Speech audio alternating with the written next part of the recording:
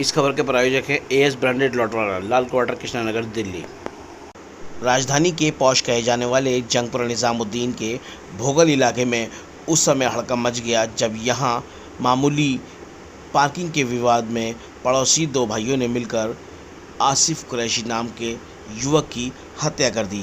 बताया जाता है कि मीट कारोबारी आसिफ कुरैशी बॉलीवुड अदाकारा हुमा कुरैशी के चचेरे भाई हैं। पुलिस ने इस पूरे मामले में दोनों आरोपी भाइयों को गिरफ्तार कर लिया है। आप खुद ही सुनिए क्या बोले डीसी। 7 अगस्त 2025 को रात में 11:35 पे एक पीसीआर कॉल हमें national heart institute east of Kailash से प्राप्त हुई।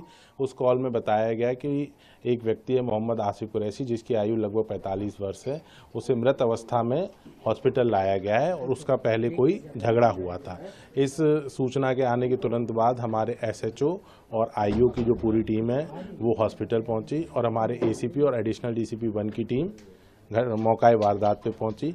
और जो दोनों जगह हमने पूछताछ की और जो बातचीत की, उससे हमें ये पता चला कि जो मृतक हैं और जो हमारे आरोपी हैं उज्जवल और गौतम, ये दोनों पड़ोसी हैं। एक 7A प्लॉट नंबर में रहते हैं, दूसरे 8 में रहते हैं। और 7 तारीख को रात में लगभग 10:30 बजे जो हमारा आरोपी है उज्जवल, वो अपनी म्यूजिक क्लास से आया था और उसने अपनी जो स्कूटी है वो मृतक के घर के सामने पार्क की थी, जिस पर मृतक ने ऑब्जेक्शन किया, जिससे इन दोनों का झगड़ा शुरू हुआ। बाद में जो आरोपी का भाई है गौतम, वो भी अपने घर के 2nd फ्लोर के घर से नीचे आ गया।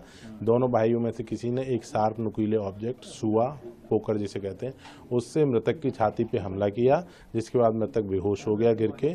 फिर उसके परिवार वाले उसे लेके हॉस्पिटल गए और जहां पे उसे मृत घोषित कर दिया गया। दोनों आरोपियों को गिरफ्तार कर लिया गया है।